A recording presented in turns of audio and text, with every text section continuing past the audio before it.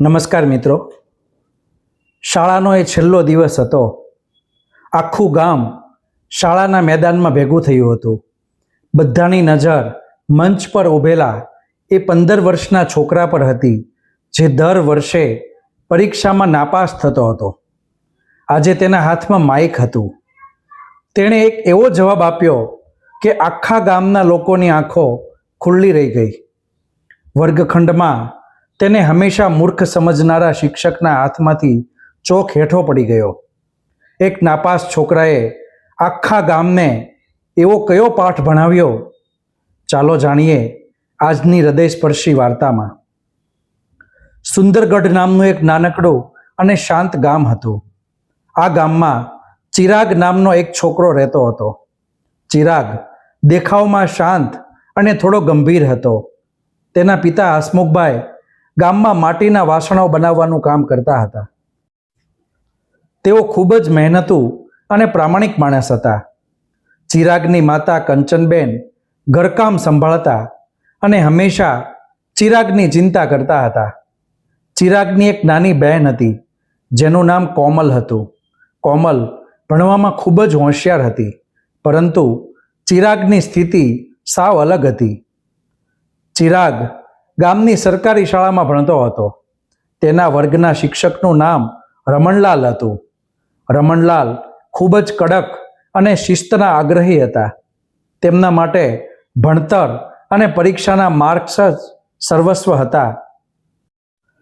ચિરાગ વર્ગખંડમાં હંમેશા છેલ્લી પાટલી પર બેસતો હતો.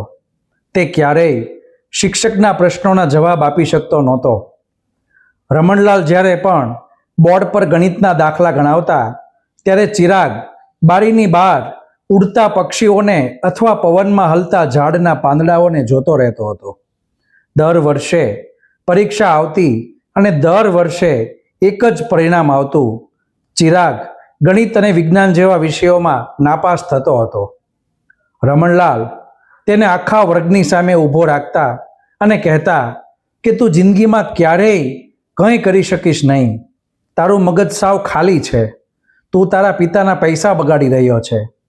વર્ગના બીજા છોકરાઓ ચિરાગની મજાક ઉડાડતા અને તેને ઠોઠ ચિરાગ કહીને બોલાવતા હતા.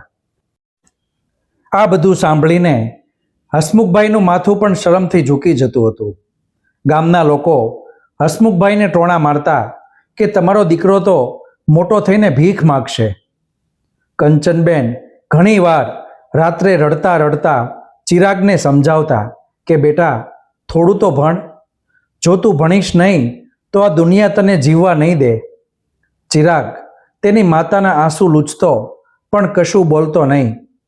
તેની શાંતિ પાછળ એક બહુ મોટું રહસ્ય છુપાયેલું હતું, જેનાથી આખું ગામ અજાણ હતું. ચિરાગ ભલે પરીક્ષામાં નાપાસ થતો હતો, પણ તે ક્યારેય આખો દિવસ આળસુ થઈને બેસી રહેતો નહોતો. શાળા પૂરી થયા પછી તે સીધો ઘરે આવતો અને તેના પિતાને માટીના વાસણો બનાવવામાં મદદ કરતો હતો. જ્યારે હસમુખભાઈ માટીનો પિંડ ચાકડા પર મૂકતા, ત્યારે ચિરાગની આંખોમાં એક અનોખી ચમક આવી જતી હતી. તે કલાકો સુધી માટીના આકારોને બદલાતા જોતો રહેતો હતો. તેના હાથમાં માટી આવતાની સાથે જ જાણે કોઈ જાદુ થઈ જતો હતો. હસમુખભાઈ ચિરાગને કહેતા કે બેટા, તારે આ માટીનું કામ નથી કરવાનું. હું ઈચ્છું છું કે તું મોટો સાહેબ બને. પણ ચિરાગનું મન તો એ ભીની માટીની સુગંધમાં જ વસેલું હતું. એક દિવસ શાળામાં રમણલાલે એક જાહેરાત કરી. તેમણે કહ્યું કે આવતા મહિને જિલ્લા કક્ષાનું વિજ્ઞાન અને કળાનું પ્રદર્શન યોજાવાનું છે. જે વિદ્યાર્થી આ પ્રદર્શનમાં ભાગ લેવા ઈચ્છતો હોય તે પોતાનું નામ નોંધાવી શકે છે. વર્ગના હોશિયાર છોકરાઓએ તરત જ પોતાના નામ નોંધાવી દીધા. ચિરાગ પણ હિંમત કરીને ઊભો થયો અને તેણે કહ્યું કે સર, હું પણ આ પ્રદર્શનમાં ભાગ લેવા માંગુ છું. આ સાંભળીને આખો વર્ગ મોટેથી હસી પડ્યો. રમણલાલે ગુસ્સામાં ટેબલ પર હાથ પછાડ્યો અને કહ્યું કે ચિરાગ, તને પરીક્ષામાં માંડ 10 માર્ક્સ આવે છે. તું વિજ્ઞાનના નિયમો શું સમજીશ? તું ત્યાં જઈને આપણી શાળાનું નામ ખરાબ કરીશ. બેસી જા તારી જગ્યા પર. ચિરાગ કશું બોલ્યા વગર બેસી ગયો, પણ આ વખતે તેની આંખોમાં આંસુ નહોતા, પણ એક અનોખો સંકલ્પ હતો. તે ઘરે આવ્યો અને તેણે પોતાના ઓરડામાં કંઈક અદ્ભુત બનાવવાનું શરૂ કર્યું. તે રાત દિવસ મહેનત કરવા લાગ્યો. તેના માતા પિતાને લાગ્યું કે ચિરાગ આ વખતે પરીક્ષાની તૈયારી કરી રહ્યો છે, તેથી તેઓ પણ ખુશ હતા. બીજા મહિનામાં વાર્ષિક પરીક્ષાનું પરિણામ આવ્યું. અપેક્ષા મુજબ ચિરાગ ફરીથી ગણિત અને વિજ્ઞાનમાં નાપાસ થયો હતો. આ વખતે રમણલાલનો ગુસ્સો 7મા આસમાને હતો.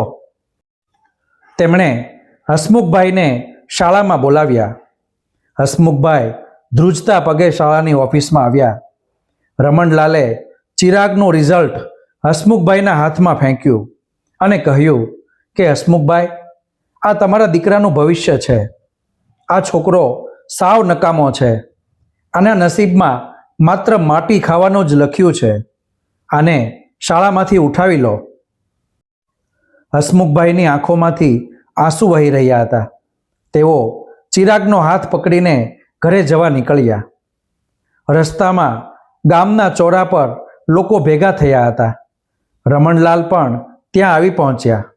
તેમણે ગામના સરપંચ અને બીજા વડીલોની સામે ચિરાગને ઊભો રાખ્યો અને વટછટ કરવા લાગ્યા કે આ છોકરો આખા ગામનું નામ ડૂબાડી રહ્યો છે.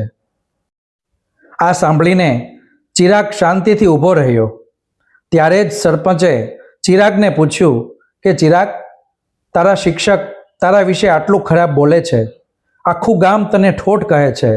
તું દર વર્ષે નાપાસ થાય છે. તારી પાસે આ વાતનો કોઈ જવાબ છે? તું કેમ નથી ભણતો? ચિરાગ આગળ આવ્યો. તેણે હસમુખભાઈના પગે લાગીને આશીર્વાદ લીધા. પછી તેણે રમણલાલ સામે જોયું. તેની આંખોમાં ભય નહોતો, પણ એક ગહન આત્મવિશ્વાસ હતો. ચિરાગે તેના થેલામાંથી લાલ કાપડમાં લપેટેલી એક વસ્તુ બહાર કાઢી. તેણે કાપડ હટાવ્યું તો આખું ગામ આશ્ચર્યચકિત થઈ ગયું. તે માટીમાંથી બનાવેલું એક અદ્ભુત યંત્ર હતું. તે એક નાનકડો માટીનો પંપ હતો, જે કોઈ પણ વીજળી વગર માત્ર હવાના દબાણથી કૂવામાંથી પાણી બહાર ખેંચી શકતો હતો. ચિરાગે સખત અવાજમાં આખા ગામની સામે શિક્ષક રમણલાલને જવાબ આપ્યો કે સર, તમે મને પૂછો છો ને કે હું પરીક્ષામાં કેમ નાપાસ થાઉં છું? મારો જવાબ એ છે કે તમારી પરીક્ષાના કાગળો ખૂબ નાના છે, જે મારા સપનાઓને માપી શકતા નથી. તમે મને ગણિતના જે દાખલા ગોખાવવા માગો છો, તે દાખલા મને કુદરતની આ માટીમાં દેખાય છે. તમે મને ચોપડીના વિજ્ઞાનમાં નાપાસ કર્યો, પણ મેં એ જ વિજ્ઞાનનો ઉપયોગ કરીને આ પંપ બનાવ્યો છે, જે આપણા ગામના ગરીબ ખેડૂતોને વીજળી વગર સિંચાઈ કરવામાં મદદ કરશે. ચિરાગે આગળ કહ્યું કે સર, તમે મને હંમેશા કહો છો ને કે આના નસીબમાં માત્ર માટી ખાવાનું જ લખ્યું છે. હા સર, હું માટીનો દીકરો છું અને મને માટી સાથે પ્રેમ છે, પણ હું માટી ખાઈશ નહીં. હું આ જ માટીમાંથી સોનું ઉગાડીને બતાવીશ. ભણતર માત્ર ચોપડીના પાના ગોખવામાં નથી, પણ જે શીખ્યા છો તેનો સમાજના ભલા માટે ઉપયોગ કરવામાં છે. તમારી પરીક્ષા મને નાપાસ કરી શકે છે, પણ મારી જિંદગી મને ક્યારેય નાપાસ નહીં કરી શકે. ચિરાગનો આ જવાબ સાંભળીને રમણલાલના પગ નીચેથી જમીન સરકી ગઈ. ગામના લોકો જે અત્યાર સુધી ચિરાગ પર હસતા હતા, તેમની આંખોમાં નમ્રતા આવી ગઈ. સરપંચ પોતે ઊભા થયા અને તેમણે ચિરાગના બનાવેલા માટીના પંપને જોયો. તે ખરેખર અદ્ભુત રીતે કામ કરતો હતો. ત્યારે જ ગામમાં એક મોટી ગાડી આવીને ઊભી રહી. તેમાંથી જિલ્લાના કલેક્ટરશ્રી અને વિજ્ઞાન પ્રદર્શનના મુખ્ય અધિકારી બહાર આવ્યા. તેમણે સરપંચને પૂછ્યું કે આ ગામમાં ચિરાગ નામનો કોઈ છોકરો રહે છે? ચિરાગે જે મોડલ જિલ્લા કચેરીમાં મોકલ્યું હતું, તેને આખા રાજ્યમાં પ્રથમ નંબર મળ્યો છે. સરકાર ચિરાગને આગળના ભણતર અને તેના સંશોધન માટે મોટી સ્કોલરશીપ આપવા માગે છે. આ સાંભળીને હસમુખભાઈની છાતી ગર્વથી ફૂલી ગઈ. કંચનબેનના આંસુ આજે ખુશીમાં બદલાઈ ગયા. રમણલાલને પોતાની ભૂલ સમજાઈ ગઈ હતી. તેઓ ચિરાગની નજીક આવ્યા અને તેના ખભા પર હાથ મૂકીને બોલ્યા કે બેટા, મને માફ કરી દે. હું તારા ભીતરમાં છુપાયેલા હીરાને ઓળખી ન શક્યો. તે આજે મને શિક્ષક હોવા છતાં એક બહુ મોટો પાઠ ભણાવ્યો છે. મિત્રો, આ વાર્તા આપણને એ જ બોધ આપે છે કે દરેક બાળકની અંદર એક અનોખી શક્તિ અને આવડત છુપાયેલી હોય છે. શાળાના માર્ક્સ કે પરીક્ષાનું પરિણામ કોઈ પણ વ્યક્તિની બુદ્ધિ કે તેના ભવિષ્યનો નિર્ણય કરી શકતા નથી. જો કોઈ બાળક અભ્યાસમાં નબળો હોય તો તેનો અર્થ એ નથી કે તે નકામો છે. કદાચ તે કોઈ અન્ય ક્ષેત્રમાં ઇતિહાસ રચવા માટે જન્મ્યો હોય. જરૂર છે માત્ર તેના રસને ઓળખવાની અને તેને સાથ આપવાની. મિત્રો, જો તમને આ પ્રેરણાદાયક બોધકથા ગમી હોય તો વિડીયોને લાઈક કરજો અને મારી ચેનલ બોધકથા ભંડારને સબસ્ક્રાઈબ કરવાનું ભૂલતા નહીં. આ વાર્તા તમારા મિત્રો અને પરિવાર સાથે જરૂર શેર કરજો. કોમેન્ટ બોક્સમાં લખીને જણાવો કે તમને આ વાર્તામાંથી શું શીખવા મળ્યું. ફરી મળીશું એક નવી અને હૃદયસ્પર્શી વાર્તા સાથે. ત્યાં સુધી ખુશ રહો અને પોઝિટિવ રહો. ધન્યવાદ.